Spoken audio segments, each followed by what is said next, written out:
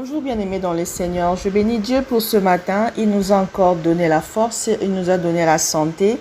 Il a voulu que nous puissions commencer notre journée avec lui comme toujours en s'exhortant et par la prière. C'est une bonne chose de planifier sa journée avec Jésus-Christ car c'est lui le maître des temps et des circonstances.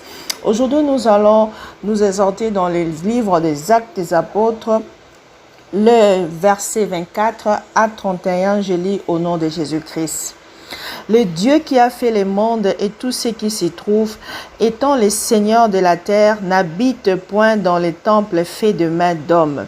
Il n'est point servi par de mains humaines, comme s'il avait besoin de quoi que ce soit, pour qu'on lui donne, et il nous donne la respiration et toutes choses.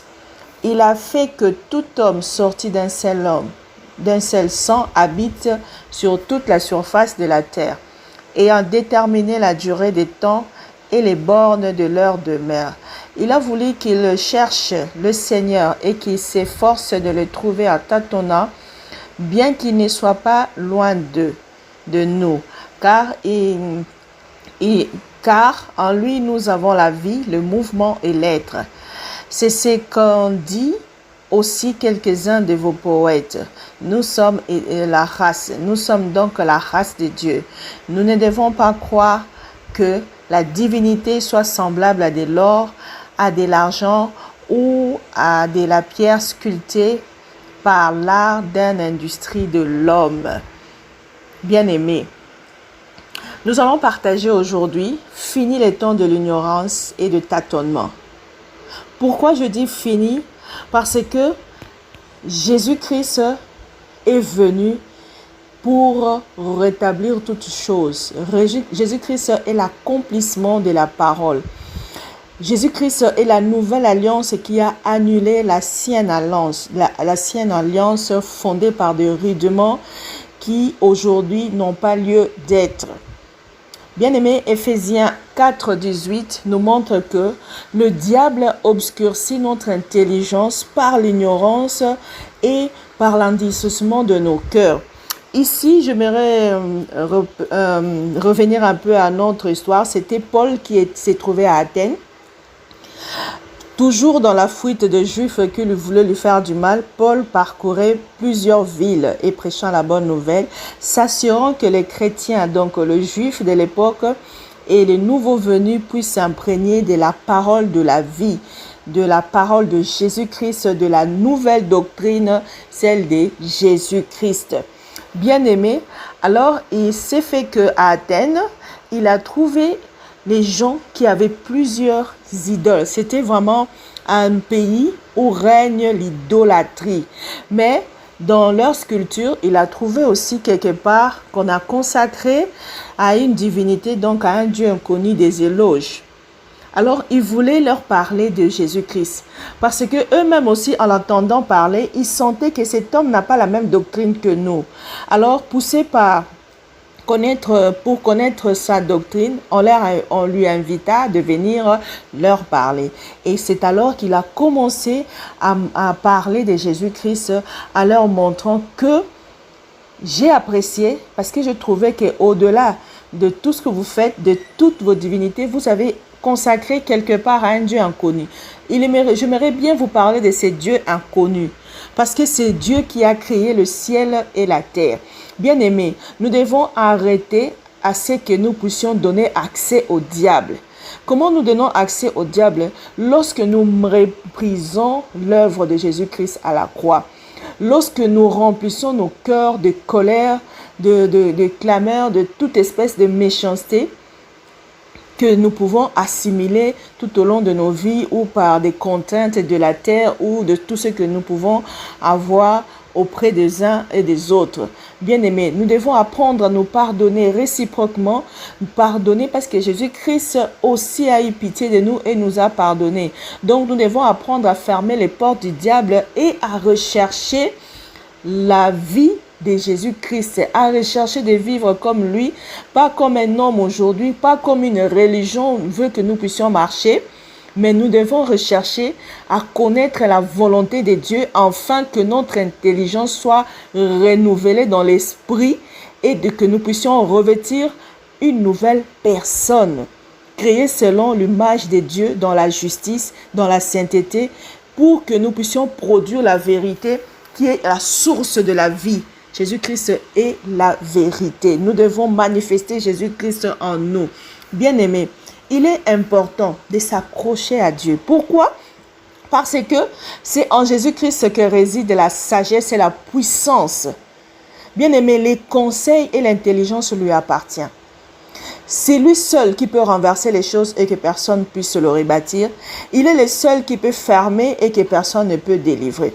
Alors, si nous voulons porter des bons fruits, nous devons nous tourner à Dieu. Nous tourner à celui qui a fait le ciel et la terre. C'est pourquoi Paul a insisté ici, chez les Athéniens, que nous devons tenir compte qu'il y a un Dieu qui est au-dessus de tout. Celui qui a créé le ciel et la terre. Celui qui... Il n'a pas besoin d'un temple pour habiter. Parce que des fois, nous croyons que lorsque nous allons à l'église, que nous sommes dans la présence de Dieu, ou lorsque nous faisons des sacrifices, que nous nourrissons ou nous faisons quoi que ce soit pour Dieu. Non, il n'a pas besoin de cela. C'est pourquoi il a restreint, c'est pourquoi il a voulu que les hommes le connaissent pour ne pas lui passer quelque part, mais pour que nous puissions savoir qu'il vit en nous. C'est pourquoi aujourd'hui j'ai dit, fini le temps de l'ignorance et de tâtonnement parce que Dieu habite en nous. Dieu lui-même a voulu que nous puissions le chercher en tâtonnant, en le rechercher, en faisant tout ce que les hommes faisaient. Vous voyez, l'ancienne alliance qui avait beaucoup de rudiments et des ordonnances, des doctrines des hommes, où on disait ne faites pas ceci, ne mangez pas ceci, ne goûtez pas ceci. C'était l'ombre des choses à venir comme la Bible dit. Mais aujourd'hui, nos cultes doivent s'imprégner de Jésus-Christ.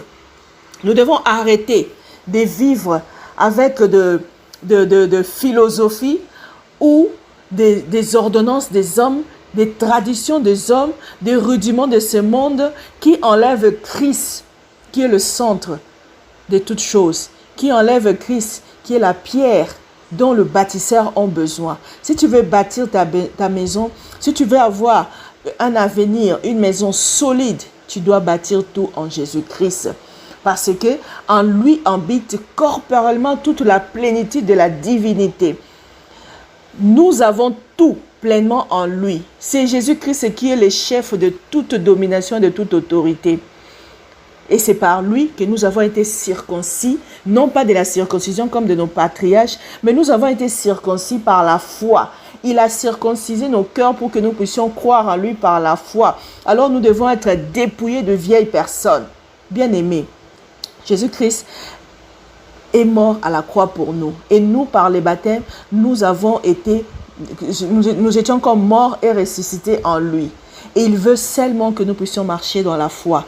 Il veut seulement que nous puissions le considérer. Il veut seulement habiter en nous. Il veut que nous puissions mourir du péché. Afin que nous puissions vivre avec lui. Afin que nous puissions être renouvelés. Parce que s'il avait effacé les ordonnances qui nous condamnaient, ce n'était pas pour que nous puissions nous faire condamner nous-mêmes. Non. Il a effacé les ordonnances du péché. Il nous a réconciliés avec Dieu à la croix. Il a dépouillé les dominations et les autorités afin que nous puissions revenir au Père. Afin que nous puissions marcher comme lui. Il veut que nous soyons aussi des enfants qui triomphent du mal. C'est pourquoi Dieu, sans tenir compte de notre temps d'ignorance, il annonce maintenant à tout homme de se repentir. C'est ça le message de Jésus-Christ. C'est ce que Paul a passé tout son temps à dire aux Juifs. Nous devons nous repentir. Nous devons revenir à Christ. Nous devons manifester l'amour de Jésus-Christ. Nous devons arrêter cette vie pleine de sacrifices inutiles, car l'obéissance vaut mieux que le sacrifice. C'est pourquoi, bien-aimés, nous allons prier. Nous allons prier pour que Dieu nous donne la force de le rechercher. Que nous puissions arrêter de vivre comme des ignorants. Parce que le jour sont mauvais, le Fils de l'homme arrive. Il est bientôt en train de venir, car il a donné un temps à toute chose. Maintenant, là qu'il est ressuscité des morts, il va revenir rechercher les siens. Si tu ne le cherches pas, si tu ne le cherches pas, bien-aimé, l'enfer est ouvert pour toi. Et c'est pourquoi l'évangile est partout. C'est pourquoi aujourd'hui tu peux trouver l'évangile partout. Bien-aimés, rachetons le temps car les jours sont mauvais. Prions au nom de Jésus. Oh Seigneur, merci Seigneur, oh Dieu, parce que chaque jour tu nous parles. Merci Seigneur Jésus-Christ parce que tu ne veux pas que nous continuions dans les tâtonnements. Seigneur, aujourd'hui, Seigneur, il s'est révélé par tout ce que tu as fait que tu n'es pas seulement un prophète comme d'aucuns le pensent, mais que tu es le Dieu créateur du ciel et de la terre.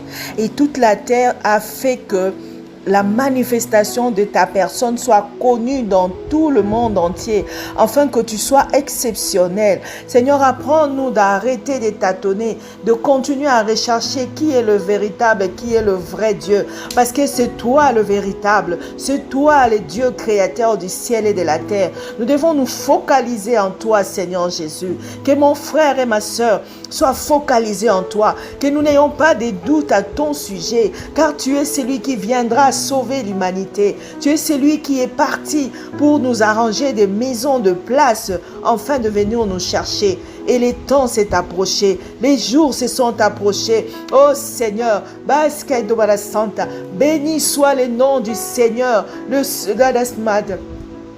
béni soit le Seigneur, le Créateur du ciel et de la terre. C'est lui qui a voulu que nous puissions les connaître. Bien-aimés, ce matin, le Seigneur a voulu que nous puissions avoir la confirmation qu'il est là et que nous ne devons pas le confondre à quelqu'un d'autre, que nous ne devons pas continuer à chercher qui est le médiateur entre Dieu et les hommes. Jésus-Christ de Nazareth est l'avocat parfait. Il est le seul, la seule personne à qui Dieu a élevé et que tous les noms fléchis au-devant de lui, toutes les autorités, les dominations sont sous ses pieds. Il est le symbole de la liberté. Il est la pierre angulaire avec quoi nous devons bâtir. Bien-aimés, reconnaissons Jésus-Christ. Revenons à lui. Demande à Dieu, Seigneur, ne regarde pas ce que je fais, mais je reviens à toi. Peu importe ton grade. Bien-aimé, peu importe le nombre de gens qui sont derrière toi. Peu importe ton élévation, cela ne te sauvera pas face au mauvais temps qui arrive. Cela ne te sauvera pas face à tout ce qui sera comme vent maintenant. Regardez, je vous donne l'exemple de seul vent qui est là maintenant, le vent de Corona. Elle emporte tout le monde. Elle emporte tous ceux qui sont dans son chemin. Mais le Seigneur a dit, je garde mes enfants. Ceux qui sont dans la présence de Dieu ne seront jamais touchés. Ceux qui sont enfants de Dieu ne seront jamais confondus. Et ça, ce n'est qu'un vent parmi tant d'autres. Il y a d'autres plus mauvaises qui arrivent. Bien-aimés, répentons-nous, revenons à Dieu. Dieu ne dit pas que si tu reviens à lui, donc tu ne travailles plus. Non, tu seras le représentant de Dieu dans tous les lieux où tu travailles. Dieu ne dit pas que si tu reviens à lui, tu ne seras pas administrateur ou président ou DG ou chef ou soldat ou docteur ou qui que tu veux. Mais tu seras la maison de Dieu. Tu seras la représentation de Dieu. Tu seras son ambassadeur là où tu es. Parce que la connaissance de la science, c'est lui qui nous donne. En lui habite toute la connaissance, l'intelligence, la sagesse que tu as besoin pour être un bon frère, pour être un bon administrateur, pour être un bon dirigeant. La Bible dit, bénie est la nation dont les enfants de Dieu sont à la tête, ou dont Dieu est placé au devant. Oh bien-aimé, qui veux-tu placer dans ta maison? Qui veux-tu placer en premier dans ta vie? Est-ce que c'est ton travail? Est-ce que c'est ta femme? Est-ce que c'est ta concubine? Qui écoutes-tu? Qui as-tu besoin? Si les hommes se font des héros, si les vont multiplient de films pour nous montrer les stratégies de leur défense ou de quoi que ce soit, mais cela n'est rien, parce que les enfants de Dieu sont protégés plus que le roi.